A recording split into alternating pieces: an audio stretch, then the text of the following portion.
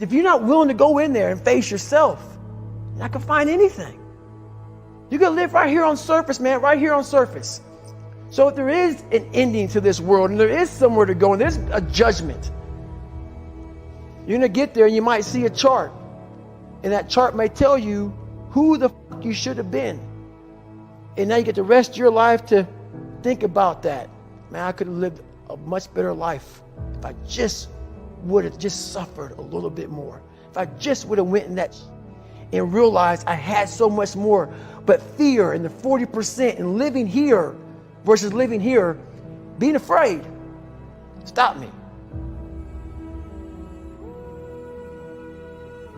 Your biggest enemy, the most important conversation you will ever have in your life is the one you have with yourself. You wake up with it, you walk around with it, you go to bed with it. Eventually, you're going to act on it, whether you're good or bad. You have to. That's why the whole thing about this book I have is about you. It is about you.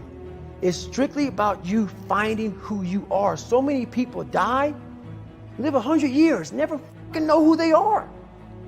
Never know who they are. You have to look in that mirror and know there's so much more in here, man. Because I can literally right now be a 300-pound guy spraying for cockroaches still to this day. If I did not look in that mirror and say, there has to be more to this. This can't be it. And then willing to go into it, dive deep into it, and give all I have to find it. So that's what all that's about. Let's say there's 10 people in this room, and we're all mediocre. But I'm the best of the mediocre people. I now think I'm great. I'm great. We surround ourselves around people that make us feel great. They tell us what we want to hear. The second we put ourselves amongst the uncommon people, we don't like that feeling, that challenging feeling of that person who's waking up at 3:30 in the morning and say, hey, push your on, we're going for a run. We don't like that challenge. We like that person who says, hey, you know, man, I don't feel good today, man. And they say, oh, it's okay, brother. We'll take a day off. Maybe we'll get a pizza and watch the game. We like that. We love that feeling. Why? Because you understand, man, we're good, bro. We don't want that motherfuckers like this. Hey, man, no, bro.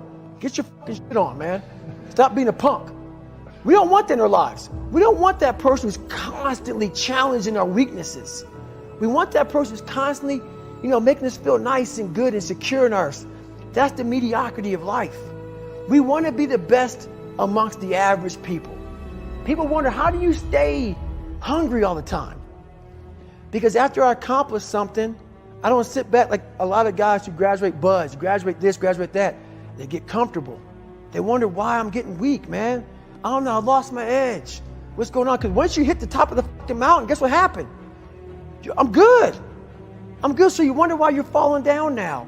Because once you reach the top of the mountain, you got to build another one. That's mediocrity. There's a lot of people in mediocrity who have a nice resume, but they're one-timers, man. They hit a one-time deal. They busted it open, got a lot of money, but they're good. You're mediocre now, man. What are you fucking doing today, tomorrow, the next fucking day? That's why I don't listen to theorists. I don't listen to all that bullshit. I listen to a motherfucker who's like this, man. What's wrong, man? I'm fucking tired, dude. Why are you tired? Because tomorrow, I gotta do the fucking shit again, man. Whatever it is that made me fucking nauseous and sick to my stomach, it made me hurt. There's no ending. And that's the person I listen to. That's the person who's gained knowledge. You gain knowledge through suffering. And on the other end of suffering is a world that very few have ever seen. It's a beautiful world because that's where you find yourself. You don't find yourself in over here. You find yourself on the other end. Like the 100-mile race I was on, I ran it for 24 hours. I found myself on the other end of that race.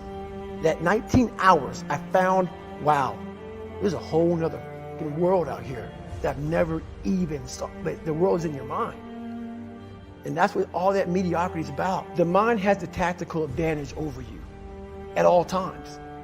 At all times of your life, the mind has a tactical advantage over you. Why is that? It knows what you're afraid of. It knows your insecurities. It knows your deep, dark lies. And it starts to push you away from that. It pushes you in a direction that is comfortable. The mind controls everything. So what I realized was that when I was growing up and I was 300 pounds and I got all fat and I got all insecure, I realized that my mind kept taking me in this direction. When things got uncomfortable for me, when I was facing my insecurities, I was facing my fears, my mind said, oh no, we have a tactical advantage. We need to get you, separate you from this feeling over here. Life's all about feelings. We want the happy feeling. We don't want that feeling of this sucks. If in that moment, you can answer those up questions and you are now in charge of your brain versus your brain ruling you, that's where all that stuff comes from. So the 40% rule is all of that. You get to 40%, your brain says, we're done. Let's roll, man. This is starting to get painful. This is uncomfortable. So you sit down. You have to figure out ways, and everybody's different. That's how the book kind of talks about, like we all have these things about, 5 steps to this and 4 steps to this. It's a lot more than that. That's all bullshit. It's a practice that you have to, it's a habit. So if you know that at 40%, I'm feeling pain. At 40%, I'm feeling pain. That's where the 40% rule kicks in. Now it starts. Okay, I'm feeling pain. My mind's saying all this to me. It's saying, get out of here, run, flee.